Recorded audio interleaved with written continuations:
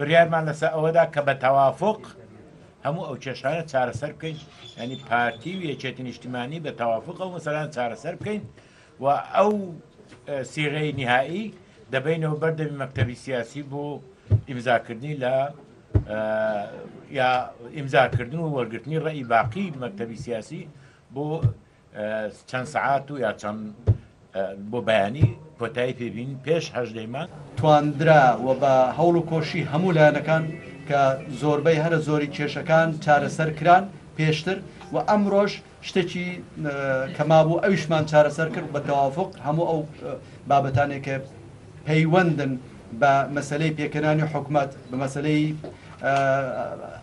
سەرۆکایەتی هەرێم و هەروەها مەسلەی کەرکووک بە تەوافق چارەسەر بکرێت. پارتی بە پاکێجی یەکێتی ڕازی نەبوو، یەکێتیش بە پاکێجی پارتی ڕازی نەبووە. ئەوان پاکێجێکیان نەبوو، ئێمەش پاکێجێکمان بە لە نتیجەی مناقەشات، لە نتیجەی گفتوگۆ و لە نتیجەی هەندێک لەو زیادکردن و هەندێک لەو کەمکردن گەیشتونە سیغەیەکی هاوبەش و دیدگای هاوبەشی پارتی و یەکێتی بۆ ڕێککەوتن. ئومێد دەکەین ئەمەشیان چۆن اتفاقی استراتیجی بوو بە مایەی خێر بۆ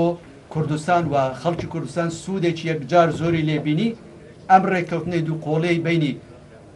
پارتی دموکراتی کوردستان و یەکێتی نیشتیمانی کوردستان ببێتە مایەی خێر